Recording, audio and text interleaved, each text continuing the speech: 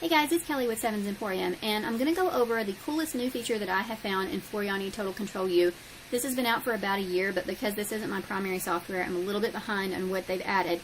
What they have added is this amazing font importer, and what this does is allows you to take any kind of font that you've purchased from any digitizer and turn this into a keyboard font, which means that it'll function just like your built-in fonts that came with your software. So when you type in A, it's going to bring up the A, and so forth. So what we're going to do is click on this.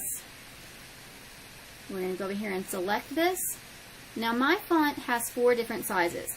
I'm going to suggest that you will map each one of these individually, because you're not going to want to be able to open a 1-inch and then suddenly resize that to 3-inch, because bad things are probably going to happen because it's not really meant to be that way. It's going to maybe mess up the underlay or the stitching or something. So I'm going to say stick with whatever size it is. I'm opening this in PES because I have a Brother machine and that's the format that I use most frequently. So I'm going to go ahead and open that. I'm going to say new font and I'm going to name that. I'm also going to say 1 inch because I want to know that this is a 1 inch in case I'm doing something smaller.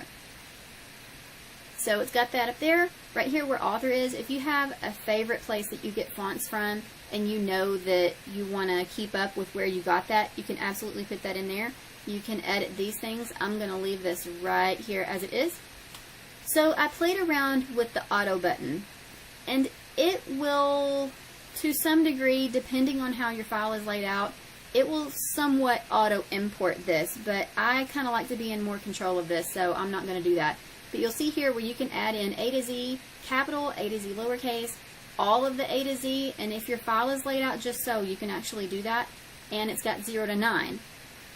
It doesn't have one for special characters, but that's because they're kind of, they're special, so you'll add them in one at a time, but I'll show you how to do that too. We're going to click on the 0. I'm going to scroll down to the 9. I'm going to hold the shift key and click on that 9. So that's going to highlight all of these in here. I'm going to scroll down here until I get to my 0. And I'm going to tell it that I'm going to start this import right there. So 0 will go to 0 and so on. So we'll click that. This little message comes up. It chooses 0 because it's the most square number, just like M is the most square letter. And that way it'll position them appropriately in the program. So we're going to say OK. Now let this go here. And if you happen to get one in the wrong spot, it's not a big deal because it's going to let you edit those after you have them imported in there. And there we go. 0 is 0 and 9 is 9, and you'll double check and make sure all of that is correct.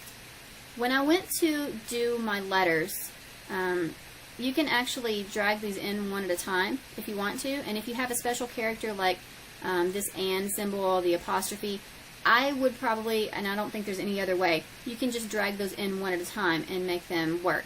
If you accidentally screw up, just hit the X. But I'm going to go ahead and import all of my letters, and I'll show you another thing that you'll need to do before you close this out.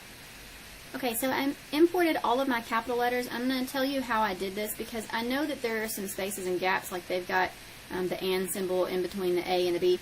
You can hold down the control key and click on the A, and click on the B and scroll down to the C and do each letter like that, and then you'll still, after you have all of your lowercase letters or whatever letters highlighted, you'll still just click this area where you want it to start and then click the appropriate section here, and it'll go ahead and import those for you. That way you can do kind of a whole section at a time and not have to drag and drop letter by letter by letter. If you're importing these and you find that you've made a mistake and you've got a few of these kind of off, like you can see where somehow I managed to skip I, so I can go over here and just drag this and drop it right on top of that and fix that. I don't have to do anything crazy. I can just go ahead and fix those that way. I have all of my letters imported now, and so I'll show you another thing that you'll need to do. This is going to be particularly important on lowercase letters, but some of the uppercase letters are going to have this too. You're going to need to adjust the placement of these letters. So see how it has this little purple line right here, and that's going to be your baseline. Letters like the Q that have the little tail, you're going to want that tail to be underneath the line. So you're going to click on that, drag it down until it's on the line. so that only your little tail remains underneath that. If you want to do it a little bit at a time and you just want to nudge that down just a touch, you can use these little arrows and it'll move it just a little bit at a time. But this is particularly important, like I said, with letters that are going to be where they need to be hanging out below the line, especially if you're going to have lowercase letters like your G is prime example there. You're going to want to adjust that so that each time you touch that letter to type it in, it's going to put it in the appropriate spot, and you're not going to have to go through and manually alter that each time. If your software, or your font rather, has something like an apostrophe, you're going to definitely need to scoot that guy all the way up at the top, just wherever. And that one may take a little bit of playing with to get it in the right spot, so you might want to test that out a little bit just to see is it really up where it's supposed to be. But you can tell the top of these numbers, if I go up here to the capital letters, you can see where the tops of these letters are.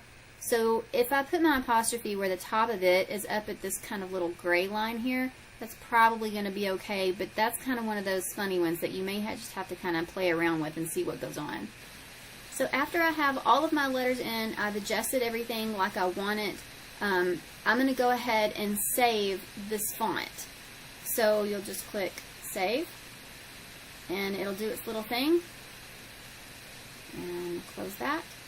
And now when you go in here to your regular text fonts, right here, you'll go down here to where it has the name of it, and you'll scroll down until you find the font that you just made. Oops. I apparently don't know my alphabet today. Grasshopper 1, and you'll click Apply, and it's going to make your font right there.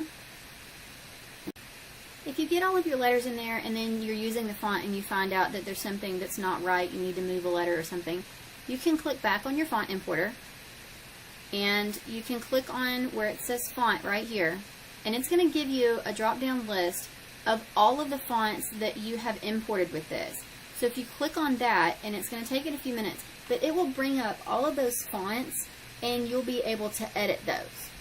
I didn't have to click on edit fonts. I don't know if there's something going on with that or whatever, but I was able to just open it up and then I can just straight away go ahead and move those fonts. I hope that helps you guys out. I think this is a really awesome thing, and I wish that I had had this back when I was doing a lot of monogramming. Have a great day.